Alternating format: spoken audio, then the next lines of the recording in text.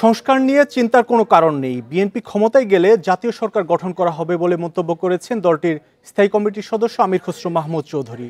এছাড়া দলের প্রস্তাবিত ৩১ দফা বাস্তবায়নের আশ্বাসও দিয়েছেন তিনি। সকালে রাজধানীর ইঞ্জিনিয়ার্স ইনস্টিটিউটে গণফোরামের ৭ম জাতীয় কাউন্সিলে এসব কথা বলেন তিনি। আমির খসরু বলেন, নানা কায়দায় অস্থিতিশীলতা তৈরির চেষ্টা চলছে। যে ঐক্যের মাধ্যমে ফ্যাসিস্টদের তাড়ানো হয়েছে সেই ঐক্য ধরে রাখতে হবে। সাম্প্রদায়িক ইস্যুতে অস্থিরতা সৃষ্টির চেষ্টা হচ্ছে বলে অভিযোগ করেন বিএনপির এ নেতা। অন্তর্বর্তী সরকার ছাড়া শান্তিপূর্ণ নির্বাচনে যাওয়া সম্ভব নয় বলেও মনে করেন তিনি। তাই সরকারকে সব ধরনের সহযোগিতা করছে বিএনপি।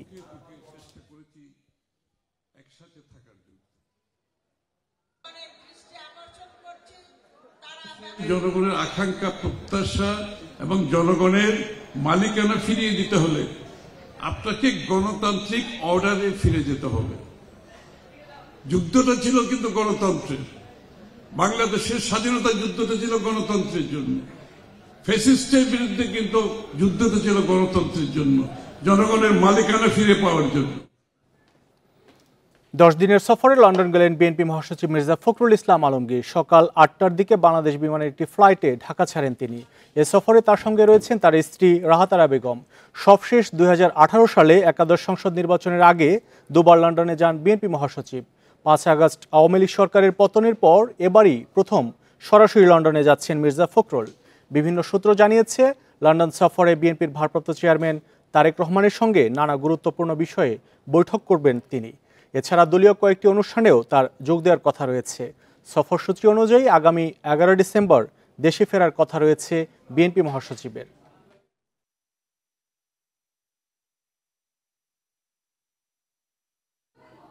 নিজেদের স্বার্থ সংরক্ষণ করেই ভারতের সাথে সম্পর্ক এগিয়ে নিতে হবে বলে মন্তব্য করেছেন পররাষ্ট্র উপদেষ্টা তৌহিদ হোসেন। দুপুরে রাজধানীর নর্থ সাউথ বিশ্ববিদ্যালয়ে বাংলাদেশ ভারত সম্পর্ক নিয়ে আয়োজিত আলোচনা সভায় এ মন্তব্য করেন তিনি।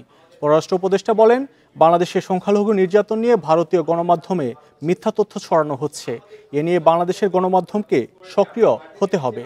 জাতীয় ঐক্যমত্য না থাকায় দেশ অনেক পিছিয়ে পড়েছে। শুধু রাজনৈতিক কারণে বিরোধিতার সংস্কৃতি থেকে বেরিয়ে আসতে হবে। কি করলে দেশের স্বার্থ রক্ষা হবে তা দেখতে হবে। পরে পররাষ্ট্র উপদেষ্টা বলেন, সীমান্তে হত্যা বন্ধ হওয়া উচিত। কেউ অপরাধ করলে বিচার হবে, কিন্তু হত্যা কাম্য নয়।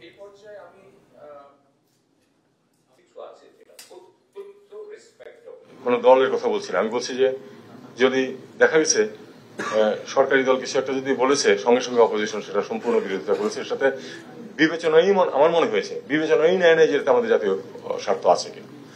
এই জিনিস থেকে আমাদের বেরোতে হবে। আমাদেরকে অবশ্যই জাতীয় স্বার্থ যেখানে আছে সেখানে জাতীয় ঐক্যমত থাকতে হবে। বাংলাদেশের সংখ্যালঘু নির্যাতন নিয়ে মিথ্যা তথ্য ছড়ানো হচ্ছে। কিছু কুচক্রী মহল ভুয়া, মিথ্যা ও অতিরঞ্জিত প্রতিবেদন প্রকাশ করছে বলে জানিয়েছেন জাতিসংঘে বাংলাদেশের স্থায়ী প্রতিনিধি তারেক মোহাম্মদ আরিফুল ইসলাম। বৃহস্পতিবার সুইজারল্যান্ডে জাতিসংঘের সংখ্যালঘু বিষয়ক ফোরামের 17তম অধিবেশনে এসব জানান তিনি। পরে শুক্রবার পররাষ্ট্র মন্ত্রণালয় এ তথ্য নিশ্চিত করে। সংখ্যালঘু বিষয়ক ফোরামে তারেক মোহাম্মদ আরিফুল ইসলাম বলেন, বাংলাদেশের প্রত্যেক মানুষের স্বাধীনভাবে ধর্মচর্চা ও মত প্রকাশের অধিকার রয়েছে। সংখ্যালঘু সম্প্রদায়ের সদস্যসহ দেশের প্রত্যেক নাগরিকের নিরাপত্তা ও সুরক্ষা নিশ্চিত করা অন্তর্বর্তী সরকারের প্রধান লক্ষ্য। যে কোনো মূল্যে ধর্মীয় সম্প্রীতি রক্ষার বিষয়ে সরকার সবসময় সতর্ক অবস্থানে রয়েছে। সংখ্যালঘুদের অধিকার হরণের অপচেষ্টা হলে তা প্রতিহত করা হবে বলেও জানান তারেক মোহাম্মদ আরিফুল ইসলাম।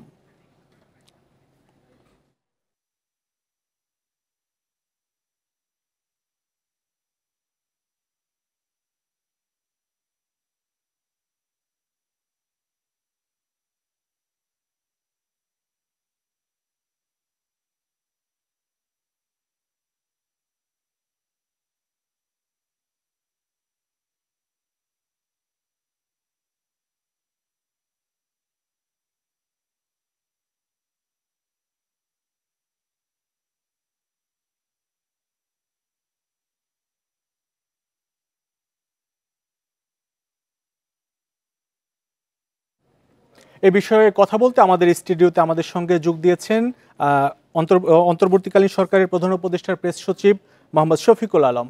জনাব শফিকুল আলম, আপনাকে স্বাগত আমাদের স্টুডিওতে। আমরা শুরুতেই যে বিষয়টি জানতে যাচ্ছি, বাংলাদেশের যে বিভিন্ন বিষয় নিয়ে ভারতের গণমাধ্যম সহ বিভিন্ন গণমাধ্যম, বিদেশি গণমাধ্যমে বিভ্রান্তি ছড়ানো হচ্ছে, এটি বিএনপি সহ বিভিন্ন রাজনৈতিক দলের অভিযোগ এবং আপনাদের সরকারের পক্ষ থেকেও এই অভিযোগ জাতিসংঘে উত্থাপন করা হয়েছে। আসলে বিষয়টি কিভাবে দেখছেন, এর সমাধান কি? আসলে না, এর সমাধান হচ্ছে যে আমাদেরকে জোরে বলা যে আপনারা ভুল করছেন। আপনাদের তরফ থেকে যে নিউজগুলো হচ্ছে ইন্ডিয়ান মিডিয়াতে, বিশেষ করে ইন্ডিয়ান মিডিয়াকে বলা যে আপনারা যা করছেন সেটা একদম বোঝা যাচ্ছে একটা ভেস্টেড ইন্টারেস্ট থেকে এই রিপোর্টগুলো হচ্ছে। আমাদের তরফ থেকে আমরা প্রথম থেকেই, আপনি জানেন প্রফেসর ইউনূস যখন চিফ অ্যাডভাইজার হলেন তার কয়েক সপ্তাহ পরেই নরেন্দ্র মোদীর সাথে ওনার কথা হয়েছে। তখন এই মাইনরিটি ইস্যুটা যখন এসছিল তখন প্রফেসর ইউনূস কিন্তু নরেন্দ্র মোদীকে বলেছেন যে আপনি আপনাদের জার্নালিস্টদেরকে বাংলাদেশে ভিজিট করতে উৎসাহিত করেন। তারা বাংলাদেশে আসলে তারা আসলে যে মাইনরিটি রিপ্রেশন হচ্ছে কিনা তার চিত্রটা তারা নিজের থেকে দেখবে, আমরা বলার থেকে সে এসে ভিজিট করে জানাটা বেটার। তা আমরা দেখলাম যে আমরা এটা করার পরে অনেকে এসছেন, অনেকে আসেন নাই, কিন্তু তারপরেও যেটা হচ্ছে যে একটা সিরিজ আকারে প্রতিদিনই একটা মিথ্যা তথ্য ছড়ানো হচ্ছে এবং এই মিথ্যা তথ্যগুলো আপনি দেখেন একটা স্ট্যান্ডার্ড প্যাটার্ন আছে।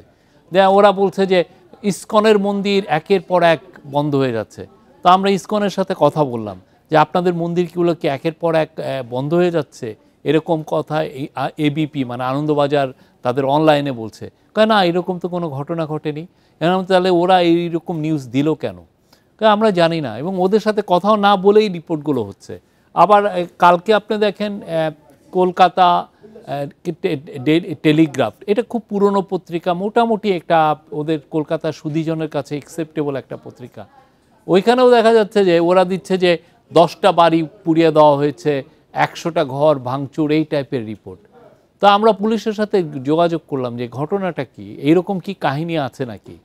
তো এইগুলো কিন্তু অহরহ এই রিপোর্টগুলো হচ্ছে। এখন আপনি প্রতিনিয়ত আমাকে তাহলে তাকে যদি আমার কমব্যাট করতে হয়, আমার দেখা যাচ্ছে যে আমি প্রতিনিয়ত massive number of people, army of people নিয়ে এটাকে আমাকে ফেস করতে হচ্ছে। তো সেই আমি আমার রাষ্ট্রযন্ত্র চালানোতে ব্যস্ত থাকবো নাকি এই একটা যে ম্যাসিভ ক্যাম্পেইন, ইন্ডাস্ট্রিয়াল স্কেলের একটা মিস ইনফরমেশন ক্যাম্পেইন হচ্ছে, এটা আমরা দেখব। আমাদের তরফ থেকে আমরা বলছি, আমরা ক্ল্যারিটি আমাদের তরফ থেকে সব সময় আমরা বলছি যে আপনারা আসেন, এসে বাংলাদেশে এসে ভিজিট করে যান, নিজের থেকে দেখুন। এবং আমরা আমাদের তরফ থেকে প্রত্যেকটা এম্বাসিতে আমাদের যেগুলো ভিসা অফিস আছে সবাইকে বলেছি যে 1 ঘন্টার মধ্যে আপনি ভিসা দিয়ে দিবেন, ওরা আসুক, এসে নিজেরা দেখে যাক। আমরা ট্রান্সপারেন্ট হওয়ার চেষ্টা করছি, আমরা জানাচ্ছি, আর কিছু কিছু ক্ষেত্রে আমরা ডিবাঙ্ক করছি ওদের যেগুলো ভুল তথ্য, আমরা এটাকে ফেস করার চেষ্টা করছি। আরেকটি বিষয় জানতে চাচ্ছি, চট্টগ্রামে আইনজীবী হত্যাকাণ্ডের ঘটনা ঘটেছে, এই বিষয়ে আপনাদের কাছে অগ্রগতি কি আছে বা তথ্য কি আছে? না, এই বিষয়ে আমাদেরকে যেটা হচ্ছে, আমরা অনেকগুলো ভিডিও ফুটেজ আমরা পেয়েছি, সেই অনুযায়ী আইডেন্টিফাই হচ্ছে কারা কারা এই কিলিং মিশনে অংশগ্রহণ করেছে, সেই জিনিসটা আমরা খুব দেখছি। সেই অনুযায়ী আপনি দেখেছেন কিছু অ্যারেস্টও হয়েছে যারা একদম কিলিং মিশনে জয়েন করেছে। আর একটা হচ্ছে যে এই মোটিভটা কি ছিল, কারা করলো, কেন করলো, এই জিনিসগুলো তো মানে একটু খুব বটমে অনেকে পপুলার কথাবার্তা অনেক ফেসবুকে বলা যায় যে এরা করছে, বা এটা তো আমাকে ইনভেস্টিগেশন করে ইস্ট্যাবলিশ করতে হবে। তো সেইটার আমরা মোটিভগুলো আমরা জানার চেষ্টা করছি যে কেন তাকেই টার্গেট করা হলো। আরেকটি বিষয় হচ্ছে সংস্কার কমিশন গঠন করেছে অন্তর্বর্তী সরকার বিভিন্ন শাখায়, সেই সংস্কার কমিশনের অগ্রগতি কত দূর? না, অগ্রগতি তো আপনারা জানেন, আমরা একটা টাইম লাইন দিয়ে দিয়েছি যে 31শে ডিসেম্বরের মধ্যে আমরা সংস্কারগুলো কমপ্লিট করতে চাই। এই সংস্কারের সংস্কারের রিপোর্টগুলো চাই। তো রিপোর্টগুলো নিয়ে যেটা হবে, ইন্টারিম গভর্নমেন্ট পলিটিক্যাল পার্টিগুলোর সাথে সমাজের নানান স্তরের স্টেক হোল্ডারের সাথে কথা বলবেন, বলার পরে একটা কনসেন্স ঐক্যমতে আসার চেষ্টা হবে। এই ঐক্যমতে আসার প্রসেসটা আমরা মনে করছি যে কয়েক মাস লাগবে, এবং যখনই ঐক্যমতে আসবে যে আমরা এই সংস্কারগুলো ইমপ্লিমেন্ট করব, বা তখন ইমপ্লিমেন্ট শুরু হয়ে গেলে আমরা সাথে সাথে ইলেকশনের ঘোষণা দেব যে এতদিন পরে ইলেকশনটা হবে। রাজনৈতিক দলগুলোর সাথে আপনাদের একাধিকবার বৈঠক হচ্ছে বা এখনো হচ্ছে, এই বৈঠকে তাদের যে পরামর্শ, সেই পরামর্শ কতটুকু গ্রহণযোগ্য বা আমরা মনে করি রাজনৈতিক দলগুলো আমাদের অংশীজন। আমরা তাদের সাথে কথা বলছি, আমরা নিয়মিত কথা বলছি, নিয়মিত ডায়ালগ হচ্ছে তাদের সাথে, আমরা তাদের ভিউগুলো নিচ্ছি তাদের সাথে। এই যে যে কোনো একটা সংকট মুহূর্তে আমরা তাদের সাথে পরামর্শ নিচ্ছি। আপনি জানেন গত কয়েকদিনে কিছু পলিটিক্যাল কিছু টেনশন ছিল, সেই ক্ষেত্রে তাদের সাথে আমাদের এক ধরনের কনসালটেশন হচ্ছে এবং তারা, আমরা বলবো যে সবাই রেসপন্সিবলি অ্যাক্ট করছেন, সবাই আমাদেরকে পরামর্শ দিচ্ছে। আমরাও তাদেরকে বলছি কিছু কিছু ক্ষেত্রে। প্রফেসর ইউনূস তার তরফ থেকে পার্টিগুলোকে বলছেন যে আপনারা সবাইকে, আপনাদের ফলোয়ারদেরকে, সবাইকে, বাংলাদেশের মানুষদেরকে আহ্বান জানান তারা যেন শান্ত থাকে। অনেক ধরনের প্রভোকেশন আসছে অনেক জায়গার থেকে, অনেকে এই গভর্নমেন্টকে আসলে সাকসেসফুল হতে দেখতে চায় না। প্লাস পতিত স্বৈরাচার তো তার তো কনস্পাইরেসির তো সীমা নাই। সে যে পরিমাণ টাকা কামিয়েছে এখন তো সেগুলো তো সে এগুলোতে ইনভেস্ট করছে।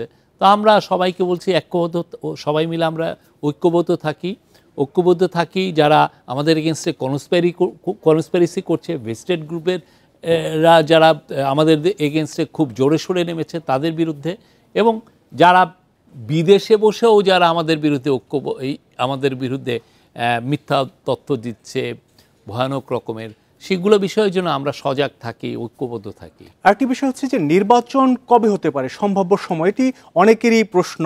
সেটি আসলে কি মনে হচ্ছে সেই সম্ভাব্য সময়? এটা সম্ভাব্য প্রশ্ন। আমরা যদি বলি যে কালকে যদি এটা মানে এক ধরনের অসততা হবে। আমরা যেটা বলছি যে নির্বাচন অবশ্যই হবে। আমাদের মূল দায়িত্বগুলোর একটা হচ্ছে নির্বাচন করা। আমরা রাষ্ট্রটা মেরামত করার পরে নির্বাচনটা হবে। এটা যত দ্রুত রাষ্ট্রর মানে রিফর্মগুলো আমরা ইমপ্লিমেন্ট করতে পারবো তত দ্রুত এই ইলেকশনটা হবে। কিন্তু আমি এখনই বলতে পারছি না যে নির্বাচনের ডেট, এই জন্য যে রিফর্মগুলো তো আসলে কতদিন লাগবে এটা তো আমি বুঝতে পারছি না। অনেক ক্ষেত্রে যেমন এখন দ্বিকক্ষ বিশিষ্ট পার্লামেন্ট চাচ্ছেন, কেউ চাচ্ছেন যে প্রেসিডেন্টকে আরও পাওয়ারফুল করতে, প্রেসিডেন্সিয়াল সিস্টেমে কে ফিরিয়ে আনতে বা তাকে পাওয়ারফুল করতে। এই প্রত্যেকটা জিনিসের ক্ষেত্রে আনুপাতিক নির্বাচনের একটি প্রস্তাব এসেছে, হ্যাঁ, পিআর এর কথা আসছে, প্রপোর্শনাল রিপ্রেজেন্টেশনের কথা আছে। আমরা তো সবগুলো নিয়েই, এগুলো নিয়ে কথা বলতে হলে এগুলোর সাথে আবার নির্বাচনের টাইমিংয়ের একটা বিষয় আছে, কে কিভাবে প্রিপেয়ার্ড হয়। তো এই জন্য আমরা পলিটিক্যাল পার্টিগুলো যে খুব বেশি আমাদেরকে এইটা নিয়ে আমাদেরকে চাপ দিচ্ছে তা না, ওরা মনে করছে যে এটা দিলে ভালো। বাট আমরা বলছি যে দেখো, এটা আমরা দিতে পারছি না যদি না রিফর্মগুলো আমরা কিছু না করি। ওইটা করার পরে সাথে সাথে